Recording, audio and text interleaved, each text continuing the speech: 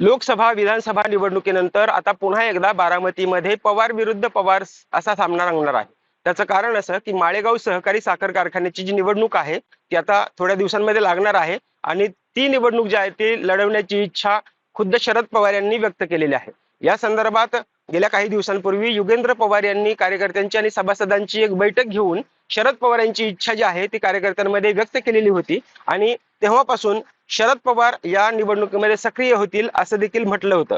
आणि यानंतर राष्ट्रवादी काँग्रेस जो अजित पवारांचा गट आहे तो देखील पुन्हा एकदा सक्रिय झालेला आहे। कारण सध्या माळेगाव सहकारी साखर कारखान्यावरती अजित पवार यांच्या नेतृत्वाखालील संचालक मंडळ काम करीत आहे आणि ही सत्ता पुन्हा एकदा टिकवण्यासाठी अजित पवार गट देखील सक्रिय झालेला आहे। 2 दिवसांपूर्वी त्यांनी राष्ट्रवादी काँग्रेसच्या कार्यालयामध्ये कार्यकर्त्यांचा एक मेळावा घेतलेला होता आणि या मेळाव्यामध्ये गट वाईज बैठकांचं नियोजन केलेलं आहे। ते सोमवारपासून कार्यकर्त्यांमध्ये कार्यक्षेत्रात सभासदांमध्ये जात आहेत आणि कारखान्याची भूमिका जी आहे ती स्पष्ट करत आहेत।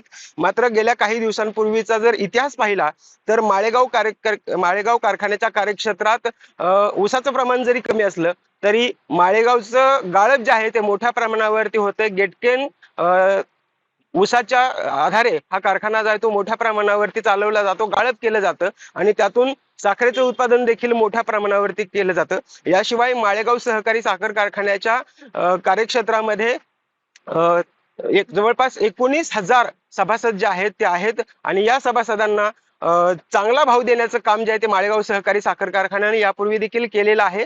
मात्र चालू गळीत हंगामामध्ये माळेगाव असेल, सोमेश्वर असेल किंवा छत्रपती सहकारी साखर कारखाना असेल या तीनही कारखान्यांमध्ये 2800 रुपये प्रति टन असा भाव देण्यात आलेला होता आणि त्यामुळं कुठेतरी सभासदांमध्ये मोठ्या प्रमाणावरती नाराजी आहे। खरं तर 3100 रुपये 3150 रुपये जो आहे तो भाव जाहीर करण्यात आलेला होता प्रति टनाला। मात्र सध्या माळेगाव सहकारी साखर कारखान्यानं 2800 रुपये भाव दिलेला आहे आणि त्यामुळे ही नाराजी आहे ती या निवडणुकीमध्ये संचालक मंडळाला भोगावी लागणार आहे। याशिवाय माळेगाव सहकारी साखर कारखान्याच्या कार्यक्षेत्रामध्ये असलेल्या खांडज असेल, निरावागज असेल किंवा शिरवली असेल या गावांमध्ये माळेगाव सहकारी साखर कारखान्याच्या दूषित पाण्याचा जो आहे तो प्रादुर्भाव मोठ्या प्रमाणावरती आहे। माळेगाव कारखान्याच्या या प्रकल्पातून जे दूषित पाणी, रसायन मिश्रित पाणी जे आहे ते काळ्या ओढ्यामार्फत नीरा नदीमध्ये सोडलं जातं आणि नीरा नदीमध्ये सध्या प्रचंड दूषित पाणी झालेलं आहे। मासे जे आहेत ते प्रचंड मृत पावलेले आहेत, तर त्याचा तवंग जो आहे तो नीरा नदीच्या पाण्यामध्ये पाहायला मिळतो आणि हे सगळं प्रकरण ताजं आहे कारण गेल्या काही दिवसांपासून हे प्रकरण ताजं आहे। या निवडणुकीमध्ये लोकसभा असेल, विधानसभा निवडणुकीमध्ये हा मुद्दा जो आहे तो प्रकर्षानं शेतकऱ्यांनी उचलून धरलेला होता। त्यावेळी अगदी चंद्रशेखर बावनकुळे असतील, खासदार सुप्रिया सुळे असतील किंवा अन्य मंत्रीगण यांनी देखील या नीरा नदीच्या प्रकल्पाची दूषित पाण्याची पाहणी केलेली होती आणि या संदर्भात सुधारणा करू असं आश्वासन दिलेलं होतं। भाजपच्या वतीनं या नीरा नदीच्या पाण्यासंदर्भात एक केंद्रीय प्रदूषण मंडळाची एक टीम देखील या ठिकाणी पाठवण्यात येणार होती असं देखील म्हटलेलं होतं। मात्र हे पाणी देखील पाण्याचा प्रश्न जो आहे, दूषित पाण्याचा प्रश्न तो निघालेला नाही। त्यामुळे देखील माळेगाव सहकारी साखर कारखान्याच्या कार्यक्षेत्रामध्ये मोठ्या प्रमाणावरती नाराजी आहे। याशिवाय संचालक मंडळानं जी 400-450 कामगारांची भरती केली ती देखील या संचालक मंडळाच्या नाराजीचा एक फटका बसणार आहे संचालक मंडळाला। त्याचं कारण असं की ठराविक गावांमधल्या संचालकांच्या जवळचे जे कार्यकर्ते आहेत त्यांचेच नातेवाईक किंवा त्यांचेच कार्यकर्ते जे आहेत या कामगार भरतीमध्ये समाविष्ट करण्यात आलेला होता। जी जिरायती भागातली गावं आहेत त्या गावांमध्ये मात्र नोकर भरती करण्यात आलेली नव्हती आणि त्यामुळे कुठेतरी या सगळ्या प्रकरणाचा फटका जो आहे तो सध्या राष्ट्रवादी काँग्रेसला बसेल अशी शक्यता निर्माण झालेली आहे। त्यामुळे राष्ट्रवादी काँग्रेसचे कार्यकर्ते जे आहेत ते पुन्हा एकदा सक्रिय झालेले आहेत, मैदानात उतरलेले आहेत निवडणुकांच्या आणि सध्या गटागटांमध्ये जाऊन ते आपली भूमिका स्पष्ट करतायत। मात्र आपण पाहिलं तर माळेगाव सहकारी साखर कारखान्याची निवडणूक होत असताना गुरु शिष्याची जोडी म्हणजेच सहकार महर्षी चंद्रराव तावरे असतील किंवा माजी चेअरमन रंजन काका तावरे असतील यांची भूमिका देखील तितकीच महत्वाची आहे। रंजन तावरे असतील किंवा चंद्रराव तावरे असतील यांची भूमिका अद्याप गुलदस्त्यात आहे।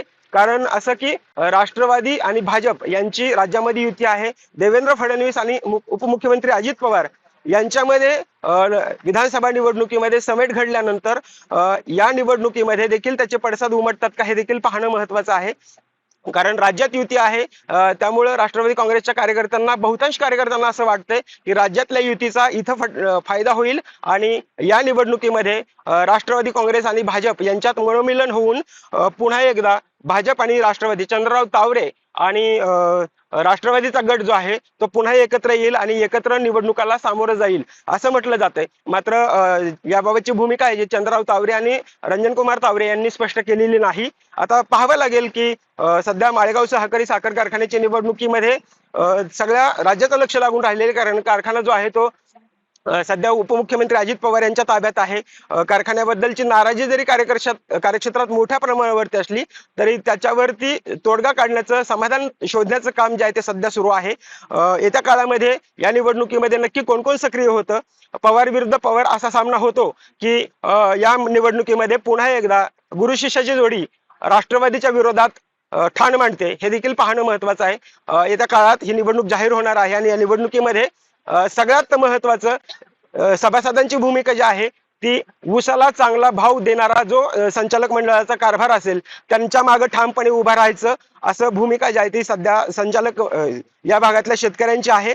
सध्या 2800 रुपये भाव दिल्यामुळं नाराजी आहे. नाराजीचा फटका राष्ट्रवादी काँग्रेसला बसतोय का हे देखील पाहणं महत्वाचं आहे. कारण पुन्हा एकदा सांगतो, माळेगाव सहकारी साखर कारखान्याची आर्थिक स्थिती ही मजबूत आहे. असं म्हटलं जातंय की माळेगाव सहकारी साखर कारखाना हा कोल्हापूर नंतर सगळ्यात जास्त भाव देणारा कारखाना होता. मात्र सध्या ज्या 5 वर्षात घडामोडी घडलेल्या आहेत तो सध्या कारखाना डबघाईला आलाय का काय असं म्हणावं लागेल. कारण ज्या पद्धतीनं छत्रपती कारखान्यानं 2800 रुपये भाव दिला, सोमेश्वर कारखान्यानं 2800 रुपये भाव दिला, त्याचप्रमाणे माळेगाव सहकारी साखर कारखान्याने देखील 2800 रुपये भाव दिलेला आहे. खरं तर या कारखान्यानं जास्त भाव द्यावा असं सभासदांना अपेक्षित होतं, मात्र तसं घडलेलं दिसत नाहीये आणि त्याचा फटका या निवडणुकीमध्ये नक्की पाहायला मिळेल. कॅमेरामन तेजससह मी वसंत मोरे, मुंबई तक, बारामती.